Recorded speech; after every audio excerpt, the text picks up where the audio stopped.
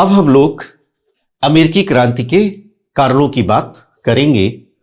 अमेरिकी क्रांति के क्या कारण थे? Causes of American revolution. अमेरिकी क्रांति जो है वो वास्तव में अमेरिकी उपनिवेशों का मुक्ति संग्राम था। उन्होंने आजादी की लड़ाई लड़ी इंग्लैंड से।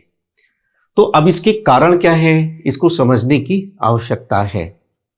यहां एक बात आपको समझकर रखना है पूरे के पूरे विश्व इतिहास में कि जब भी कोई बड़ी घटना होगी, जैसे कोई क्रांति है, विश्व युद्ध है इत्यादि, उसका जो कारण है वो कोई एक कारण नहीं होगा। पहली बात, कभी कभी आप देखते हैं बच्चों से पूछा जाता है तो बताते हैं, कोई एक तात्कालिक घटना का जिक्र कर देते हैं कि पहले विश्व युद्ध इस घटना के परिणाम स्वरूप हुआ, क्रांति बोस्टन टी पार्टी के परिणाम स्वरूप हुआ। इस प्रकार का अप्रोच गलत है। तो पहली बात दिमाग में रखना है कि कोई भी बड़ी घटना है वो किसी एक कारण का परिणाम नहीं होती, उसमें अनेक कारण होते हैं। सभी की अपनी थोड़ी बहुत भूमिका होती है, कम या ज्यादा। पहली बात तो ये ध्यान में रखना है। दूसरी बात, क्रांति जैसी घटना कभी अकस्मात नहीं होगी।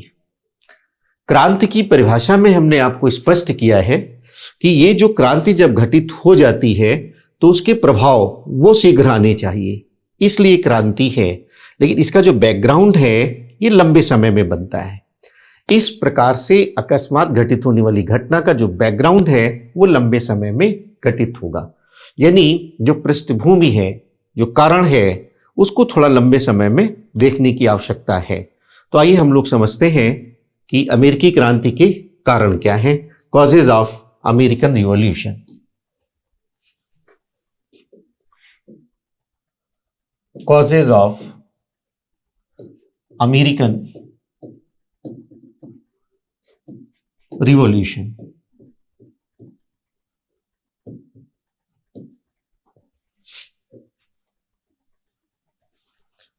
अब जो क्रांति है, मुक्ति संग्राम है, तो कहीं ना कहीं उपनिवेशवासी उस व्यवस्था से आहत हैं, उस व्यवस्था से परेशान हैं। उनको जो व्यवस्था है अगर वो सही लगती तो क्रांति क्यों करते? यानी व्यवस्था में कहीं ना कहीं विसंगतियां हैं, कहीं ना कहीं असमानताएं हैं, कहीं ना कहीं विभेद है। उनको लगता है कि हमारे साथ अन्याय हो रहा है। और ये जो व्यवस्था है, अन्यायपरक व्यवस्था है, उसको अब वो फील कर रहे हैं, उसको महसूस कर रहे हैं। क्रांति तभी होगी जब वहां अन्याय हो, अत्याचार हो, असमानता हो, विभेद हो। और उससे भी बड़ी बात यह है कि क्रांति तभी होने वाली है जब उसको, उस असमानता को, उस अन्याय को, उस अत्याचार को लोग फील करें, उसको महसूस करें। और ये ऐसा यहां पर है तो उसको समझना है क्या कठिनाइयां महसूस कर रहे हैं। उपनिवेशवासियों को लगता है कि अब अंग्रेजों के अधीन, या आप ऐसा कह ले इंग्लैंड के अधीन, क्योंकि अंग्रेज तो यहां भी आए थे, ज्यादातर लोग इंग्लिश मैन थे। तो अब इंग्लैंड के अधीन हमारा विकास नहीं हो सकता, हमारा विकास अवरुद्ध है और हमें विकास करने के लिए इनसे मुक्त होना पड़ेगा।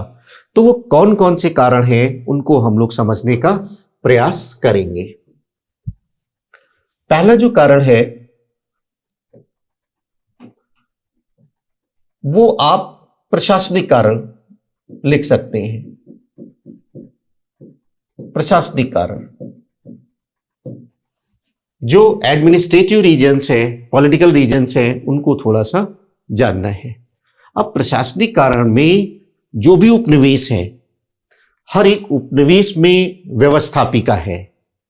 इंग्लैंड का प्रभाव है तो इंग्लैंड के उपनिवेश हैं, उस पूरे के पूरे उपनिवेश में, 13 उपनिवेश में एक गवर्नर होगा। और ये जो गवर्नर होगा ये पूरा नियंत्रण करेगा, पूरी व्यवस्था का संचालन करेगा इंग्लैंड के निर्देश पर।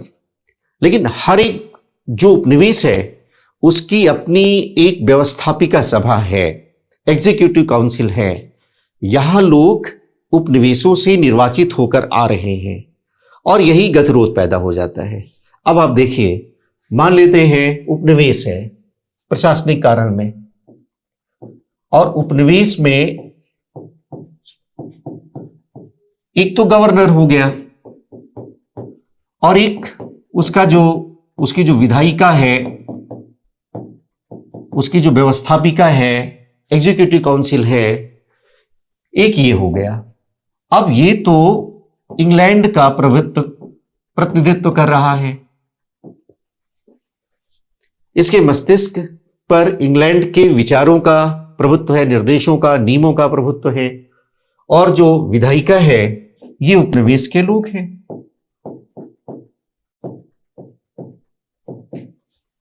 अब दोनों के हित अलग अलग हैं। ये उपनिवेशों के हितों की बात करेंगे और ये इंग्लैंड के हितों की बात करेंगे। और जब हितों में विरोध है, स्वाभाविक है टकराव होगा। तो दोनों में टकराव है, दोनों में गतिरोध है, प्रशासनिक कार्य नहीं हो पा रहे हैं, समस्या आ रही है। उपनिवेशवासियों को लगता है कि जो गवर्नर है, जो इंग्लैंड का रिप्रेजेंटेटिव है, प्रतिनिधि है, वो हमारे विकास में बाधक है। अब इस व्यवस्था को बदलना आवश्यक है, ऐसा महसूस करने लगे। और ये बड़ी बात थी। जो व्यवस्था का संचालक होता है, प्रशासन होता है, वही अवरोध आ गया है, वही गतिरोध आ गया है। उपनिवेशवासी इसको समझने लगे हैं और वो अब चाहते हैं कि ये जो प्रशासन है, ये जो व्यवस्था है, अंग्रेजी शासन है, इससे हमको मुक्ति मिले। दूसरी बात जो आपको समझना है वो है उपनिवेशों का आर्थिक शोषण। उपनिवेश शब्द अपने आप में आर्थिक शोषण को, इकोनॉमिक एक्सप्लॉयटेशन को रिप्रेजेंट करता है, आर्थिक शोषण को रिप्रेजेंट करता है। कोई भी जब मात्र देश अपने अधीन किसी राज्य का आर्थिक शोषण करने लगता है तो वह उपनिवेश बन जाता है। इसीलिए अमेरिकी उपनिवेश। तो इनका आर्थिक शोषण हो रहा है और इस आर्थिक शोषण को लेकर के लोग जो है वो असंतुष्ट हैं। लोगों को लगता है कि ये हमारा शोषण है और इससे भी ज्यादा कि अब इस शासन के अधीन हमारा विकास नहीं हो सकता। तो यहां पर हम लोग थोड़ा सा समझेंगे कि वो आर्थिक शोषण कौन कौन से हैं, कैसे किया है, एक थोड़ा समझने का प्रयास हम करेंगे। मेंस में आपको आंसर राइटिंग के लिए जब आप यूपीएससी देते हैं, आप स्टेट पीसीएस देते हैं, स्टेट पीसीएस वगैरह में तो सीधे सीधे प्रश्न बनते हैं। अमेरिकी क्रांति के कारणों का उल्लेख करें, सीधे सीधे प्रश्न आ जाता है। अमेरिकी क्रांति के कारणों को बताते हुए उसके महत्व को बताइए, सीधे सीधे प्रश्न आ जाते हैं। और यूपीएससी में थोड़ा सा इंटीग्रेटेड अप्रोच होता है, इसीलिए कोई भी विषय आपकी इस क्लास में हम समग्रता में लेने का प्रयास करते हैं, सभी पहलुओं को टच करते हैं कि जब सभी पहलुओं का आपको ज्ञान होगा तभी आपकी आंसर राइटिंग यूपीएससी में अच्छी होगी। स्टेट पीसीएस में सामान्य रूप से उतनी दिक्कतें नहीं आती। सभी प्रश्नों को हम लेंगे। आप स्टेट पीसीएस देते हैं, यूपी, बिहार, राजस्थान, एमपी, कोई भी देते हैं आप, छत्तीसगढ़, सब के बारे में बात करेंगे। कोई भी टॉपिक पे जो भी प्रश्न आया है मेंस के लेवल का, सभी प्रश्नों को हम उठाएंगे और सभी प्रश्नों में कैसे आंसर फॉर्मेटिंग करते हैं और उसके बारे में हम लोग बात करेंगे। अगर आपको उत्तर लिखना आ गया, लेखन आ गया, तो आपको आईएएस बनने से कोई रोक नहीं सकता। अगर आपको लेखन नहीं आया तो बहुत समस्याएं हैं। ज्ञान तो सामान्य रूप से विद्यार्थियों को होता है, विषय का ज्ञान होता है, लेकिन विषय की समझ नहीं हो पाती और ये दोनों अलग अलग बातें हैं। आपको क्या करना है, मेंस के लिए, सफलता के लिए, अच्छे नंबर पाने के लिए विषय की समझ का होना आवश्यक है और समझ को विकसित करने के लिए थोड़ा विस्तार से बातों को जानना आवश्यक है। जब आप विस्तार से जानेंगे तो कोई बड़ी बात को छोटी बात कह सकते हैं। आपको बताएंगे कैसे एक लाइन को आप 200 शब्दों में लिखेंगे और कैसे 200 शब्दों को आप 10, 20, 30 शब्दों में लिखेंगे। इस कला को विकसित करने का हम लोग प्रयास करेंगे। तो यहां पर आर्थिक शोषण कैसे हो रहा है, अब जो दो है, ब्रिटेन है और इधर अमेरिकी उपनिवेश है, बहुत सारे कानून बना दिए जाते हैं।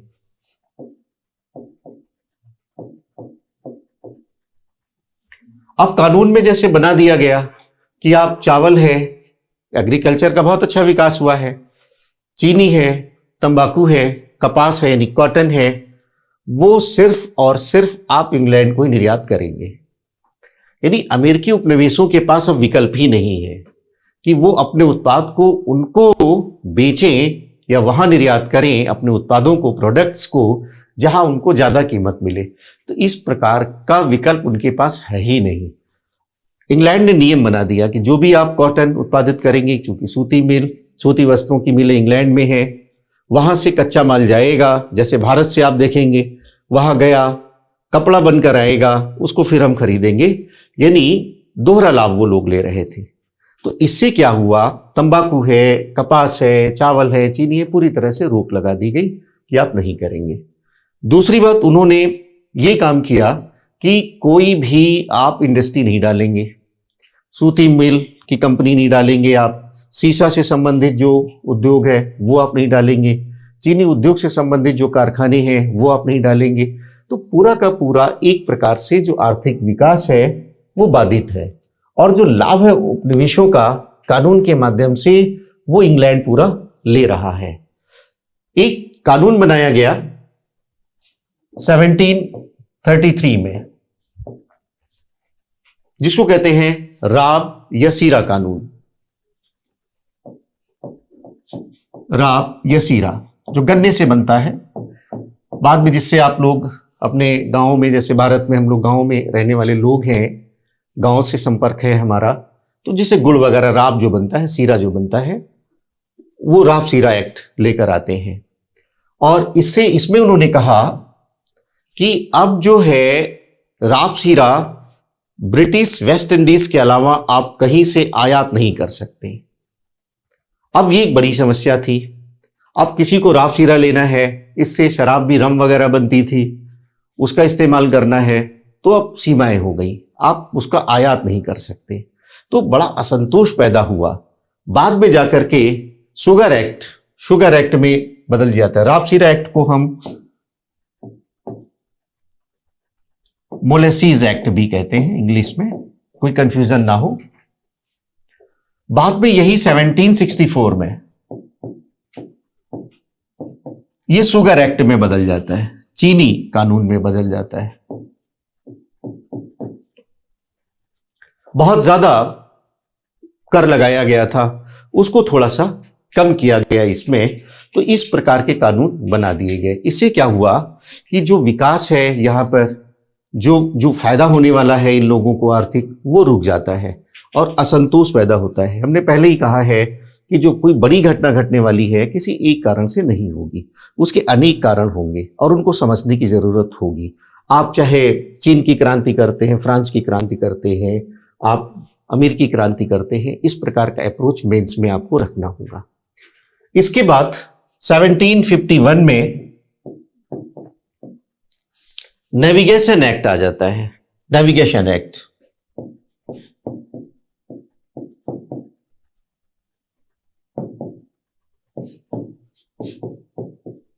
इसको आप लिख सकते हैं नौ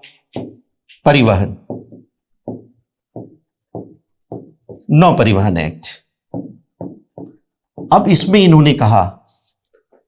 इन्होंने कहा कि कोई भी तीसरा देश सीधे अमेरिकी उपनिवेश नहीं जा सकता। कोई भी देश या कोई भी अन्य ब्रिटिश उपनिवेश सीधे व्यापार अमेरिकी उपनिवेशों से नहीं करेगा। और दूसरी बात, कोई भी व्यापार बिना इंग्लैंड के जहाजों के नहीं होगा। यानी इन्होंने कहा, पहले आप उत्पाद ब्रिटिश जहाजों से इंग्लैंड लाइए और इंग्लैंड से अमेरिका होगा। अब इसको इस तरह से समझिए, जैसे मैप के माध्यम से इसको देख लीजिए।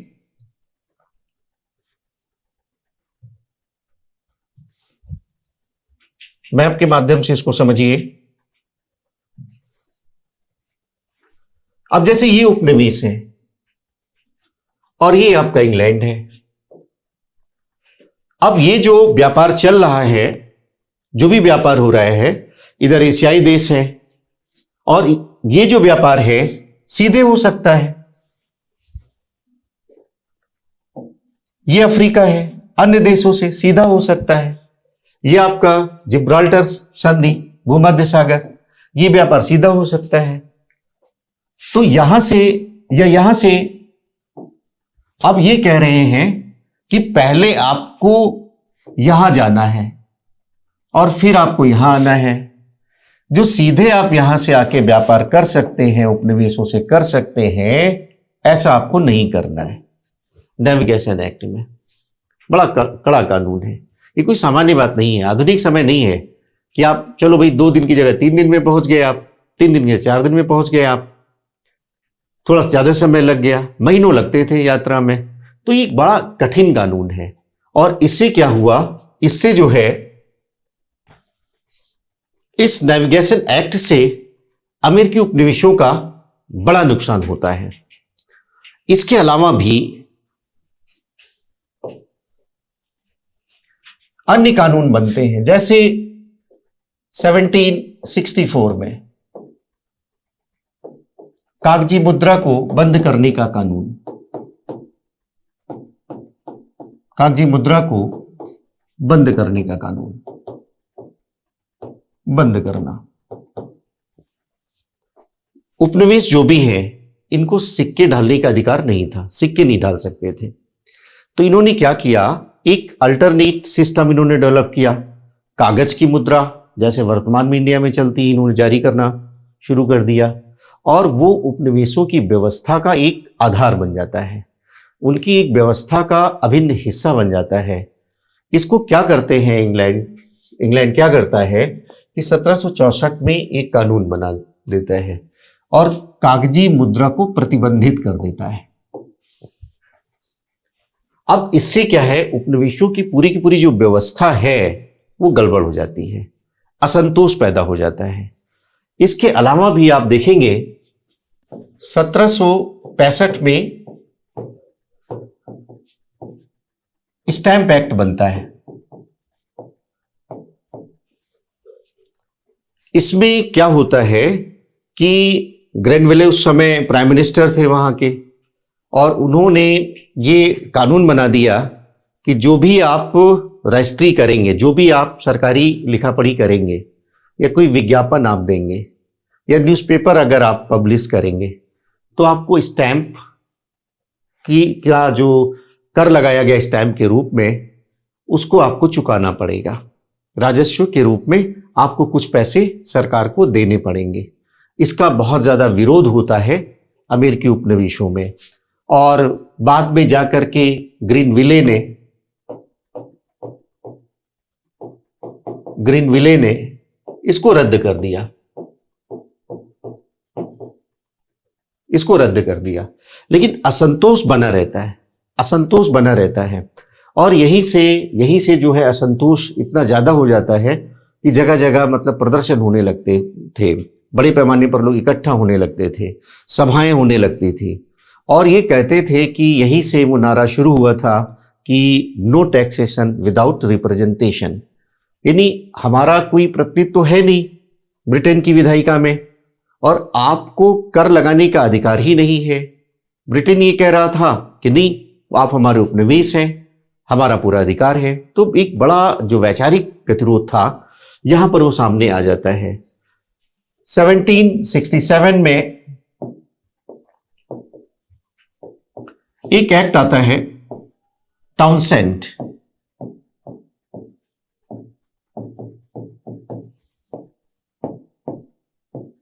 टाउनसेंड एक्ट आता है।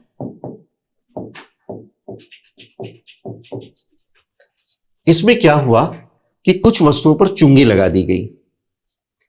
अब ये जो वस्तुएं हैं, इसमें से जैसे कागज पर चुंगी लगा दी गई, सीसा पर चुंगी लगा दी गई, लेड पर चुंगी लगा दी गई, तंबाकू पर चुंगी लगा दी गई, और चाय पर। इसका बहुत ज्यादा विरोध होता है, टाउनसेंड अधिनियम का बहुत ज्यादा विरोध होता है। सरकार ने क्या किया कि इन चारों से चुंगी हटा दी, लेकिन चाय पर चुंगी बनी रहती है। उपनिवेश वासियों के विरोध के बावजूद भी चाय पर चुंगी बनी हुई है, तो इसको लेकर असंतोष है। तो आप देखेंगे तमाम प्रकार के कानून बना दिए जाते हैं।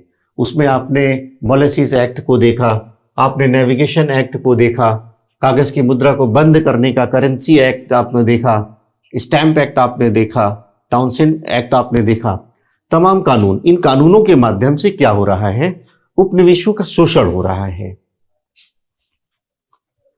उपनिवेशों का शोषण हो रहा है। तो ये जो आर्थिक शोषण है, अब लोगों को लगने लगा है कि अंग्रेजों के अधीन, इंग्लैंड के अधीन अब हमारा विकास संभव नहीं है।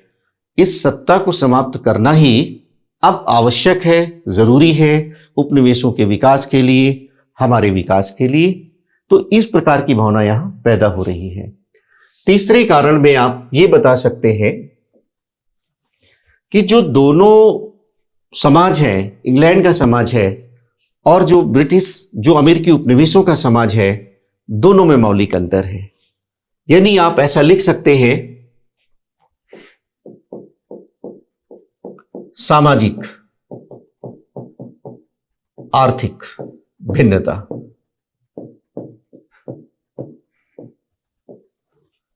दोनों समाज लंबे समय में अलग हो चुके हैं। ये अमेरिकी उपनिवेश इंग्लैंड के उपनिवेश हैं। ज्यादातर लोग कहां से आए हैं? इंग्लैंड से आए हैं।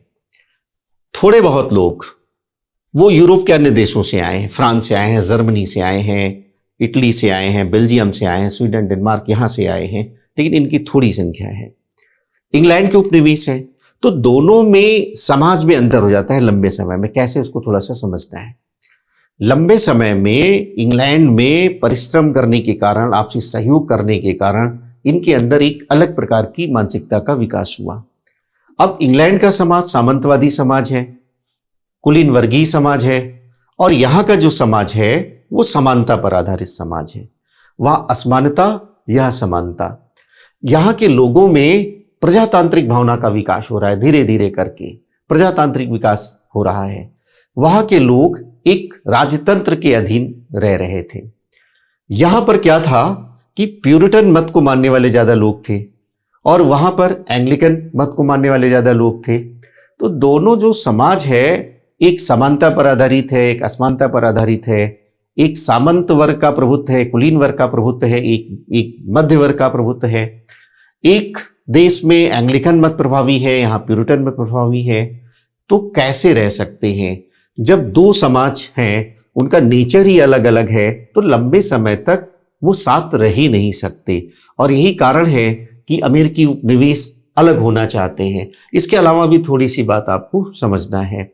जैसे अमेरिकी उपनिवेशों में क्या था कि जो इंग्लैंड के गरीब लोग हैं उनको यहां भेज दिया गया, भिखारियों को भेज दिया गया, जो सजा याफ्ता हैं अपराधियों को यहां भेज दिया गया, या जो भूमिहीन किसान हैं उनको यहां भेज दिया गया। तो इस प्रकार से यहां लोगों को भेजा गया।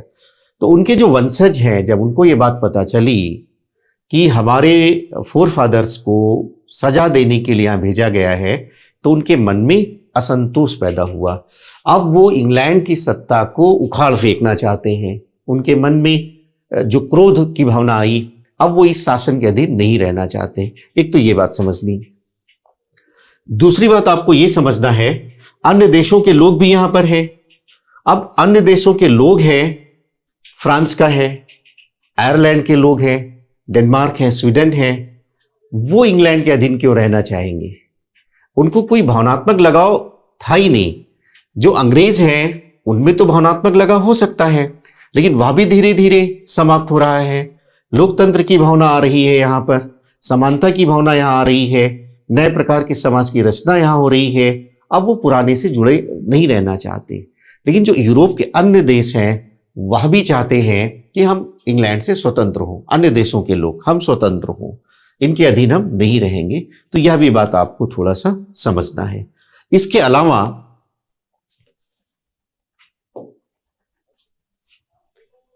एक कारण आप बता सकते हैं सप्तवर्षीय युद्ध का।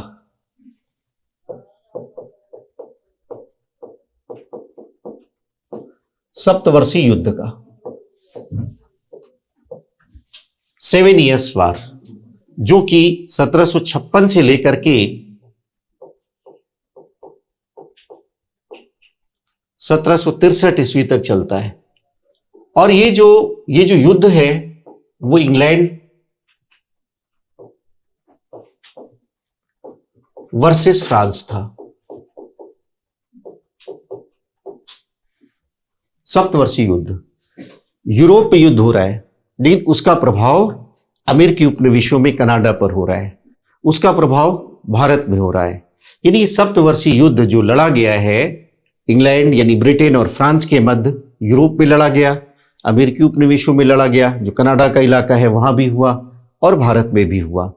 सप्तवर्षीय युद्ध में क्या हुआ कि चूंकि इंग्लैंड और फ्रांस में ये युद्ध हो रहा था, तो जो उपनिवेश के लोग हैं वो इंग्लैंड का साथ दे रहे हैं। उसका कारण क्या है? फ्रांस भी महत्वाकांक्षा रखता है, जो अमेरिका का क्षेत्र है वहां अपने विस्तार का एक महत्वाकांक्षा उसकी है कि वहां हमारे देश के उपनिवेशों का विस्तार हो। तो दो खतरे थे, उपनिवेश के लोगों को इनमें से चुनना था। ये बड़े खतरे समझ में आ रहे हैं। तो सबसे पहले उन्होंने क्या किया, इंग्लैंड के चूंकि उपनिवेश थे, उन्हीं के शासन के अधीन थे, बहुत ज्यादातर लोग इंग्लैंड से ही आए थे, तो थोड़ी बहुत राष्ट्रवादी भावना भी आई और वो इंग्लैंड का साथ देने लगे। लेकिन लंबे समय तक जब युद्ध में रहते हैं तो उनको ये बात समझ में आती है कि वास्तव में जो हम युद्ध कर रहे हैं, यानी उपनिवेशों के नायकों को ये भावना आ जाती है कि जो हम युद्ध कर रहे हैं ये वास्तव में हमारे हित में नहीं है, ये तो इंग्लैंड का हित है। इससे धीरे धीरे क्या करते हैं वो लोग, वो थोड़ा सा हटते हैं, उनका मोह भंग हो जाता है इंग्लैंड से। और यहां तक कि भी कुछ उदाहरण मिलते हैं कि उपनिवेशों के नायकों ने जो इंग्लैंड की सेना है उसका रसद वगैरह भी लूट लिया, ऐसे भी उल्लेख मिलते हैं। तो सप्तवर्षीय युद्ध, अब यहां पर क्या हुआ, इस युद्ध में ये कैसे अमेरिकी क्रांति का कारण बनता है? इंग्लैंड विजयी हो जाता है, फ्रांस की पराजय हो जाती है, फ्रांस पलायन कर जाता है, वापस चला जाता है। अब उपनिवेशों के समक्ष दो चुनौतियां नहीं बल्कि एक चुनौती विद्यमान है। अब उनके समक्ष केवल इंग्लैंड की चुनौती विद्यमान है और इसलिए अवसर पाते ही उपनिवेशों के लोग एकजुट होकर के इंग्लैंड के विरुद्ध उठ खड़े होते हैं। अब यहां पर अन्य कारणों की भी बात हम लोग कर लेते हैं। बौद्धिक कारण भी है।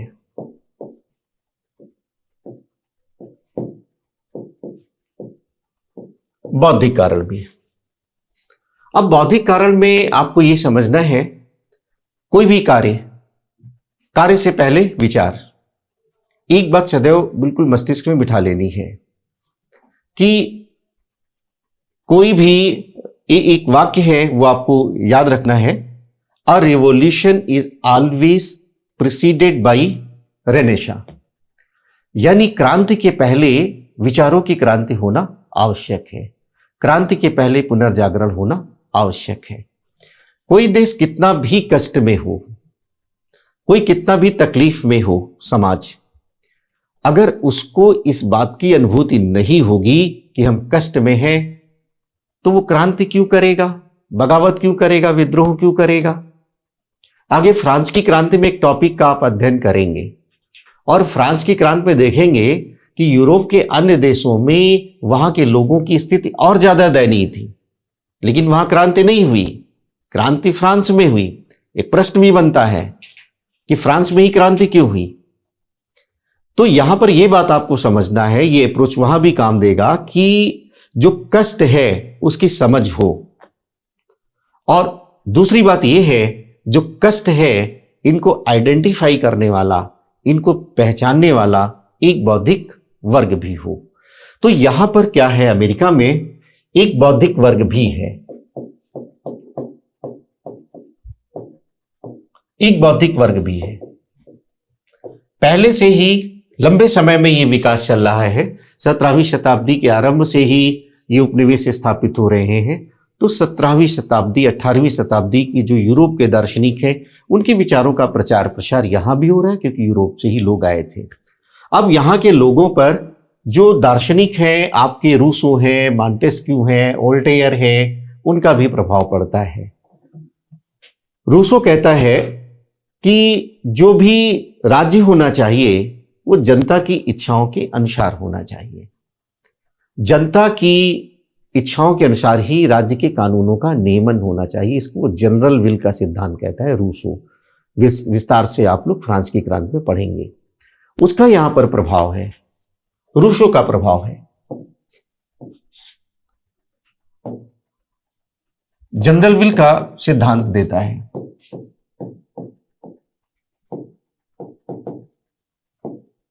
अपनी पुस्तक द सोशल कॉन्ट्रैक्ट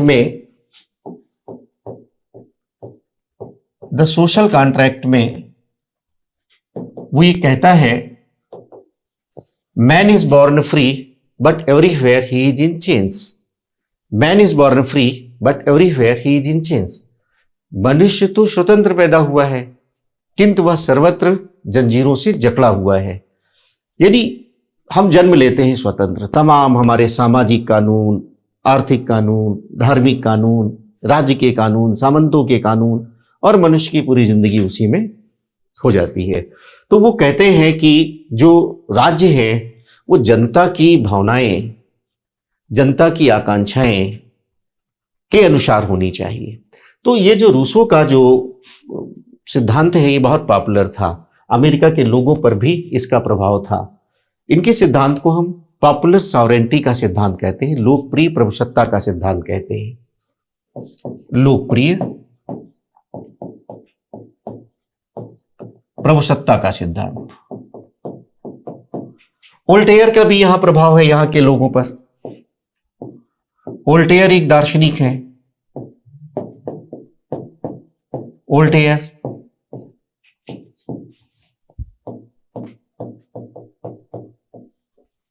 वोल्टेयर जो है वह व्यक्तिगत स्वतंत्रता का बिल्कुल भक्त था, अनन्य पुजारी था। उसको कुछ भी ऐसी कोई सत्ता स्वीकार्य नहीं थी जो तर्क पर आधारित ना हो। कोई भी सत्ता हो, चाहे वो भगवान की ही सत्ता क्यों ना हो, वो उसको स्वीकार करने को तैयार नहीं होता था।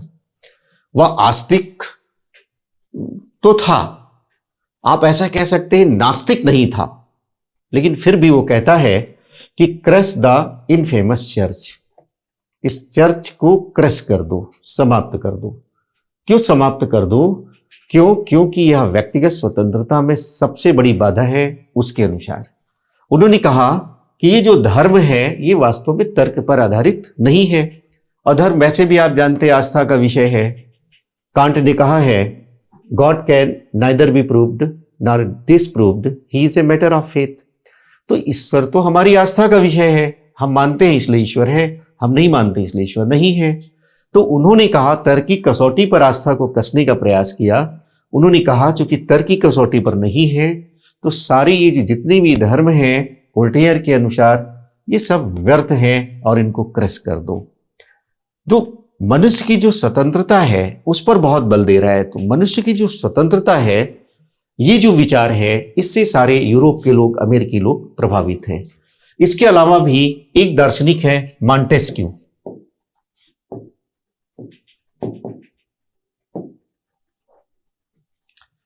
मॉन्टेस्क्यू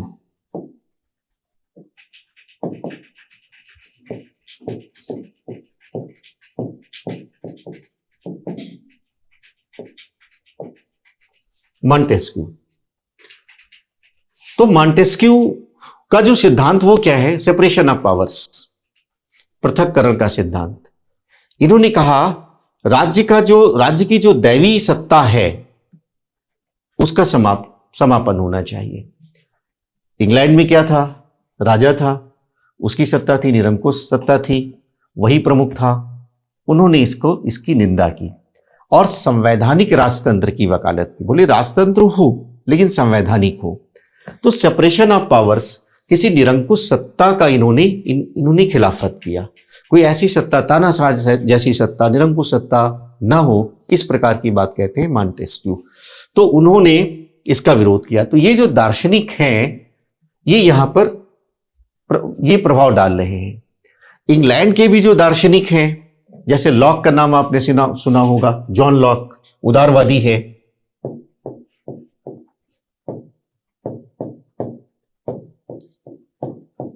ये उदारवादी है। ये कहता है हर मनुष्य का हक है जीवन की आजादी का, संपत्ति की आजादी का, स्वतंत्रता का उसको हक है। कहा कि ये नेचुरल राइट्स हैं। जीवन का अधिकार उसको है, संपत्ति का अधिकार एक प्राकृतिक अधिकार है। तो जीवन का अधिकार, संपत्ति का अधिकार और स्वतंत्रता के अधिकार को इन्होंने बहुत महत्व दिया। इसका प्रभाव पूरे अमेरिका पर है। इसके अलावा भी जो वहाँ के कवि हैं, साहित्यकार हैं, मिल्टन हैं, हैरिंगटन हैं, उनका भी बहुत ज़्यादा प्रभाव है अमेरिकी उपनिवेशों पर। वो लोग भी ऐसी बात कह रहे हैं कि मनुष्य की कुछ अपने अधिकार हैं, इनको आप छीन नहीं सकते। इसके अलावा भी एक बड़ी बात क्या है कि अमेरिकी उपनिवेशों में भी एक बौद्धिक वर्ग विद्यमान है, और ये बौद्धिक वर्ग जो है वो अन्यायपरक व्यवस्था की पहचान कर रहा है और उसको जनता को बता रहा है। जनता समझने वाली है, पढ़ी लिखी जनता है, विकास हो चुका था। तो एक बौद्धिक वर्ग है, जैसे आपने थॉमस पेन का नाम सुना होगा। थॉमस पेन का नाम आप लिख सकते हैं, थॉमस पेन अंतरराष्ट्रीय क्रांतिकारी था। Thomas pen international revolutionary, France की क्रांति में हिस्सेदारी किया है। अपनी पुस्तक कॉमन सेंस में उसने जो व्यक्ति के अधिकार है उनकी उसने वकालत किया है, स्वतंत्रता की वकालत उसने किया है, और कहा कि ये जो सत्ता है, अन्यायपरक सत्ता है, निरंकुश सत्ता है, राजतंत्र है, इसका विरोध हर व्यक्ति को करना चाहिए।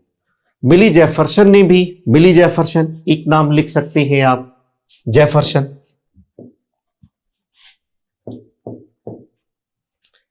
इन्होंने भी कहा कि जो उपनिवेश हैं उनको विद्रोह करने का अधिकार है और उनको विद्रोह करना चाहिए। जो ये असमानता पर आधारित, सोशल पर आधारित व्यवस्था है, इसका विरोध करना चाहिए।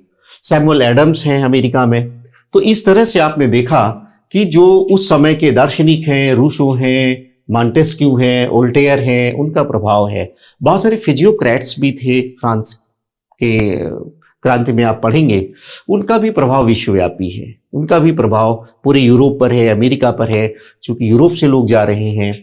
इसके अलावा जो इंग्लैंड के जो दार्शनिक वर्ग हैं, बौद्धिक वर्ग है, उनका प्रभाव है। जो ब्रिटिश अमेरिकी उपनिवेशों में जो बौद्धिक वर्ग है, उनका प्रभाव है। तो यहाँ पर आप देखिए, वो जो वाक्य आपको याद करना है कि क्रांति से पहले पुनर्जागरण होना आवश्यक है, पुनर्जागरण होना आवश्यक है, बौद्धिक क्रांति होना आवश्यक है। A revolution is always preceded by renaissance, इसको आपको ध्यान में रखना है। यहां भी ऐसा ही हुआ। अमेरिकी क्रांति के पहले वहां एक बौद्धिक वर्ग विद्यमान था। उन्होंने वहां विद्यमान अन्याय, असमानता, अत्याचार, अन्याय सबको उन्होंने उजागर किया। जनता ने उसकी पहचान की और वो उठ खड़ी होती है। तो इस पूरी व्यवस्था में आपने देखा कि किस तरह से जो ये कारणों की, जहां तक हमने चर्चा की, प्रशासनिक कारण विद्यमान है, आर्थिक शोषण का कारण विद्यमान है, सामाजिक आर्थिक भिन्नता उनमें विद्यमान है, अन्य बातों में जो हमने आपको बताया है, सप्तवर्षीय युद्ध की मैंने बात की है, बौद्धिक कारणों की बात की है। अब यहां पर आप देखिए तात्कालिक कारण की हम बात करते हैं। यहां पर देखा, ये जो असंतोष है कॉलोनीज में, उपनिवेशों में जो असंतोष है,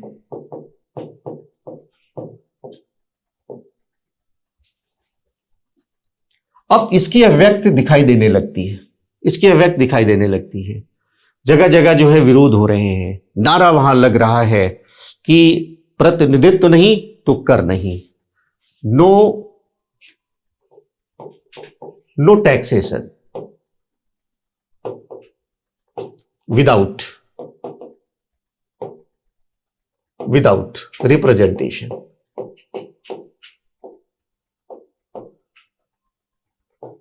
ये एक नारा चल रहा है, प्रतिनिधित्व नहीं तो कर नहीं। आपके जीके में प्रश्न भी यहां से बहुत सारे बनते हैं, वर्ल्ड हिस्ट्री में, वहां ये काम आएगा। और लेखन में भी जहां आप उपयुक्त हो, आप अपना तथ्यों का समावेश करें। मेंस में विचार ही महत्वपूर्ण होते हैं, लेकिन तथ्य के बिना इतिहास कहां हो सकता है। आप अपनी बात के समर्थन में तथ्यों को लिखेंगे, इसलिए जरूरी हो जाता है सब आपको याद करना। तो इसको लेकर के जगह जगह जो है वो विरोध प्रदर्शन हो रहे हैं। और एक दो घटना का उल्लेख तो आपको करना ही है, जैसे वहां पर बोस्टन हत्याकांड होता है। बोस्टन हत्याकांड, लोग उग्र हो जाते हैं और गतिरोध की स्थिति आ जाती है। गवर्नर को अपनी सुरक्षा के लिए सैनिक टुकड़ियां मंगानी पड़ती हैं और वहां क्लैश हो जाता है और यहां पर गोलाबारी में अनेक लोगों की मृत्यु हो जाती है। ये 1770 की घटना है, 5 लोगों की मृत्यु हो गई थी। तो 1770 में ये घटना हो गई, बोस्टन हत्याकांड हो गया। इससे क्या हुआ कि जो सत्ता है उसको ये बताने में कि कितनी क्रूर है, कितनी दमन करने वाली है, कितनी अन्यायी है, अत्याचारी है, कि किस तरह से निहत्थे लोगों पर गोलियां चलाई गई हैं, अपने ही लोगों पर गोलियां चलाई गई हैं। तो इससे क्या हुआ, लोगों का असंतोष और उभर कर सामने आता है। जो ये क्रांतिकारी विचार फैल रहे हैं पूरे ब्रिटिश उपनिवेशों में, उनको बल मिलता है। इसी तरह से एक गॉस्पी घटना है, गॉस्पी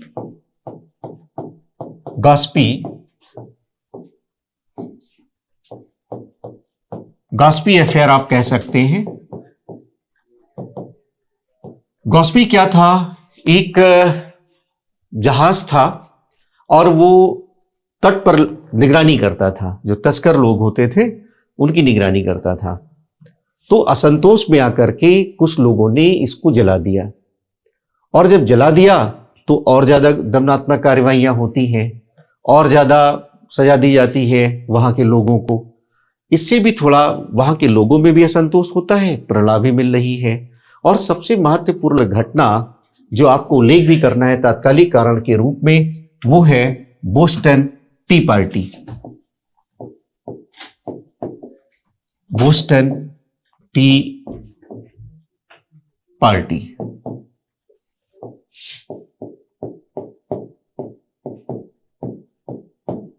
बोस्टन टी पार्टी,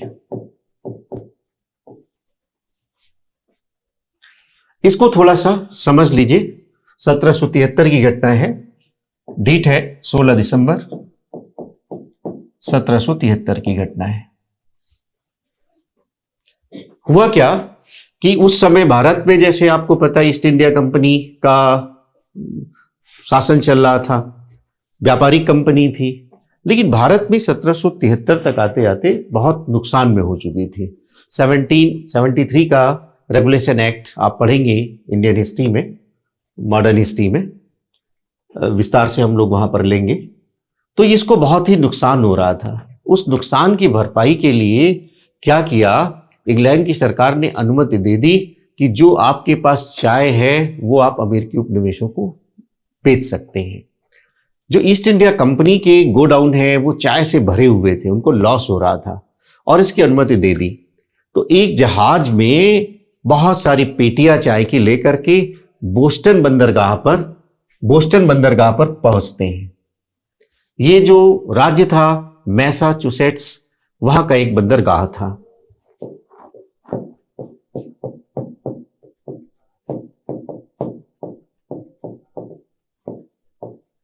जब ये बंदरगाह पहुंचता है तो चुपके से कुछ लोग, ब्रिटिश उपनिवेशों के कुछ लोग, प्यूरिटन मत के मानने वाले लोग, जो इस बात से नाराज चल रहे थे कि आपने ऐसी अनुमति क्यों दी, पहली कानूनों से नाराज चल रहे हैं, विरोधी विचारधाराएं पहले से चल रही हैं, वो उन्होंने क्या किया कि लोकल का भेष धारण करके, रेड इंडियंस यानी कि वहां के जो मूल निवासी थे उनका वेश धारण करके, जो ज्यादातर मजदूरी का काम करते थे उनका वेश धारण करके वहां पहुंचते हैं और सारी पेटियों को समुद्र में फेंक देते हैं। 340 पेटी चाय जो है वो समुद्र में फेंक दी जाती है। इस घटना को कहा जाता है बोस्टन टी पार्टी। अब जब ये घटना घटती है तो जो इंग्लैंड की सरकार है वो बहुत कठोर हो जाती है। उस समय लॉर्ड नॉर्थ वहाँ के प्राइम मिनिस्टर थे इंग्लैंड का।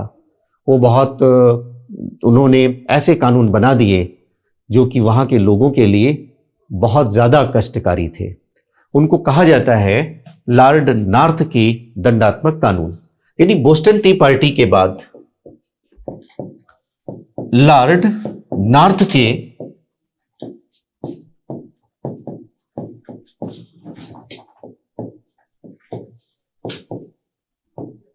दंडात्मक कानून आ जाते हैं। अब ये कानून क्या है, थोड़ा सा इनको देखें। और इसी के बाद सब लोगों को लगने लगा था कि अब तो साथ रहना बहुत मुश्किल है। 74 में ये घटना होती है, 1774 में ये घटना होती है। और अब लॉर्ड नॉर्थ ने कैसे कानून बनाए? सबसे पहला तो उन्होंने काम किया कि ये जो बोस्टन बंदरगाह है इसको बंद कर दिया।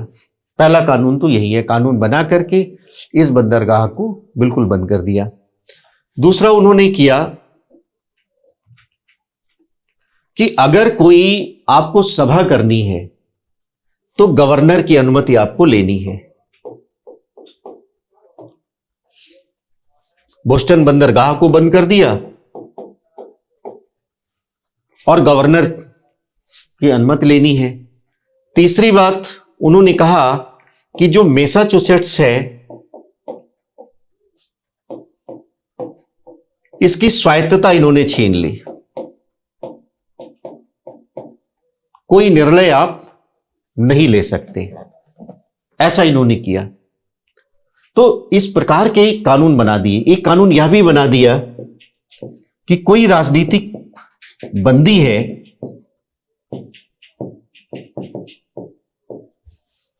राजनीतिक बंदी का मुकदमा भी इंग्लैंड में चलेगा। तो ये बड़े ही कठोर कानून थे। ब्रिटिश उपनिवेश का राजनीतिक बंदी मुकदमा कहां चलेगा? वहां चलेगा। जो बंदरगाह है वो आपने बंद करा दिया, कोई मीटिंग है वो आप नहीं कर सकते, जो स्वायत्तता है, जो कार्य हो रहा है वो भी आपने रोक दिया है। तो ये लॉर्ड नॉर्थ के दंडात्मक कानून के नाम से जानते हैं। इसके बाद उन्होंने एक क्यूबेक एक्ट भी बनाया। क्यूबेक एक्ट लिख सकते हैं आप, क्यूबेक एक्ट।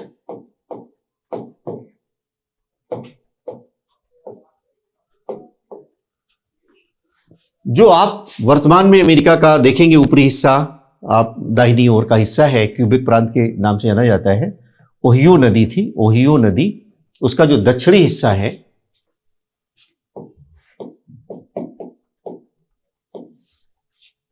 उसको क्यूबेक प्रांत में मिला दिया जाता है। और वहां पर जो रोमन कैथोलिक लोग हैं उनको बहुत सारे अधिकार दिए जाते हैं। यहां पर प्यूरिटन है, तो इनको ये बात सब अच्छी नहीं लगती है। तो ऐसी स्थितियां बनती हैं। लॉर्ड नॉर्थ के दंडात्मक कानून और क्यूबेक एक्ट के बाद ऐसी स्थितियां बनती है। उपनिवेशवासियों को लगता है कि अब हम इनके साथ नहीं रह सकते। और उसके बाद 75 में युद्ध शुरू हो जाता है। पेरिस की संधि से इन उपनिवेशों की आज़ादी मिलती है।